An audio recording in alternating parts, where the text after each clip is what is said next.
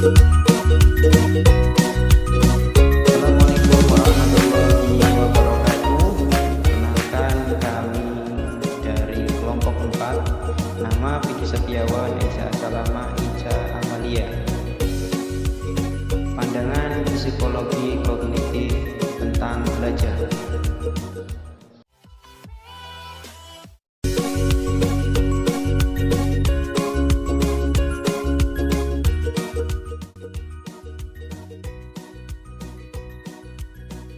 Psikologi kognitif adalah suatu cabang yang mempelajari ilmu yang berhubungan dengan proses belajar pada mental. Bagaimana ketika manusia berpikir, mengingat sesuatu, merasakan hal-hal yang tak terduga, dan mengetahui belajar, di mana ketika otak harus menjalankan fungsi utamanya, yaitu berpikir. Sudarwan dan Khairil menjelaskan bahwa psikologi kognitif ini akan berusaha untuk menggambarkan cara kerja otak dalam berpikir dan akan membuat dunia lebih baik dari sebelumnya.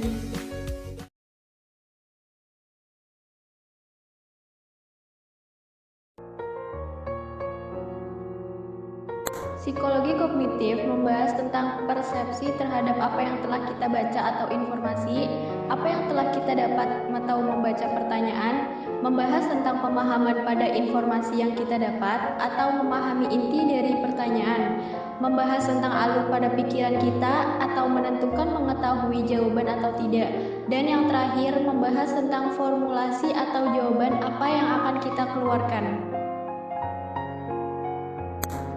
Aliran kognitif sendiri muncul sekitar tahun 60-an, yaitu sebagai efek ketidakpuasan terhadap konsep pada manusia menurut psikologi behavioristik dan psikoanalisme atau psikologi tentang analisis. Berdasarkan penjelasan dari berbagai macam ahli, maka teori belajar menurut aliran psikologi kognitif merupakan suatu teori belajar yang lebih mengedepankan dan mementingkan proses belajar mengajar daripada mementingkan hasilnya. Model belajar kognitif merupakan suatu bentuk teori dalam belajar yang seringkali disebut dengan model persepsi atau perseptual. Menurut Ormrod, menyatakan bahwa psikologi kognitif merupakan perspektif teoritis yang hanya memfokuskan pada proses-proses mental yang mempelajari dasar pembelajaran dan perilaku seseorang. Psikologi kognitif hanya berfokus untuk menggali sebuah spesifikasi dari otak manusia.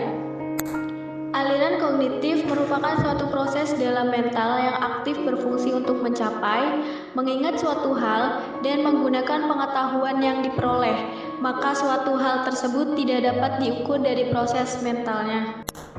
Contohnya yaitu ada motivasi dari luar dan dalam, ada kesengajaan, dan keyakinan dan lain sebagainya.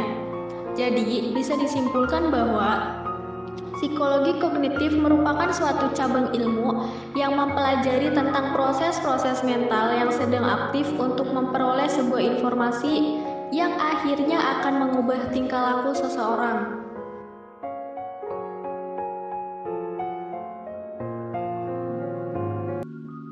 Jean Piaget menemukakan tahapan-tahapan yang dilewati oleh anak ketika mencapai tingkat perkembangan proses kognitif yang formal, yaitu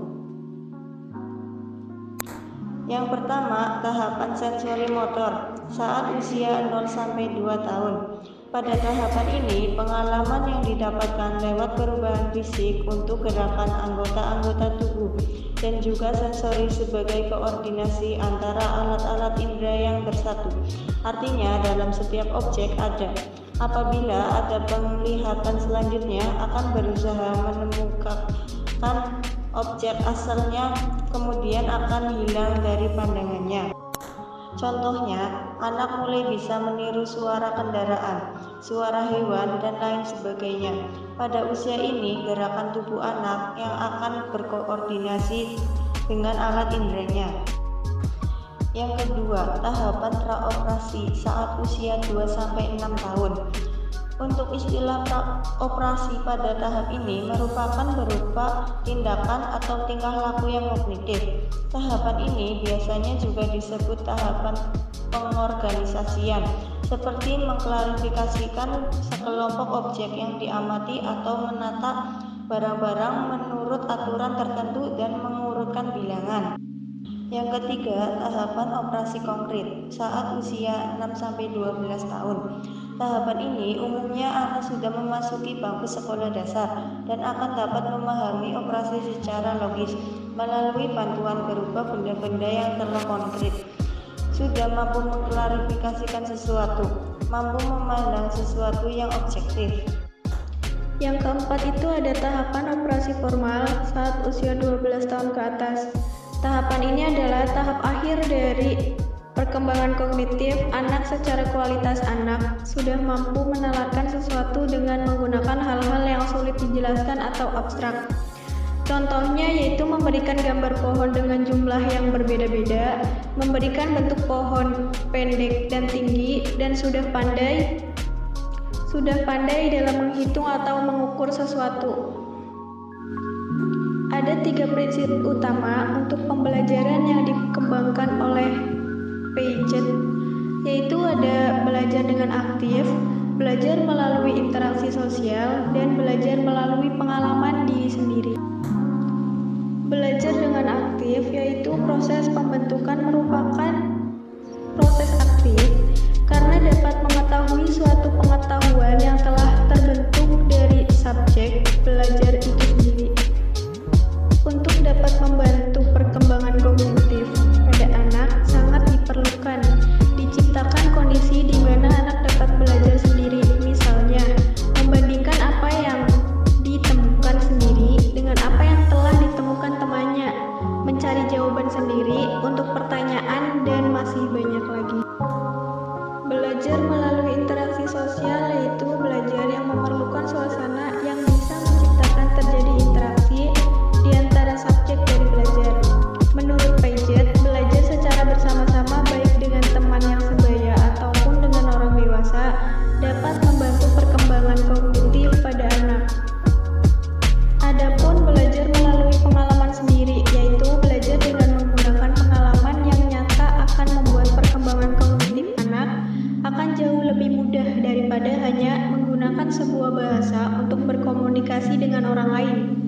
Belajar akan lebih berhasil apabila seseorang tersebut dapat menyesuaikan dengan tahap perkembangan kognitif peserta didiknya. Siswa diharapkan diberi kesempatan untuk melakukan observasi atau pengamatan dengan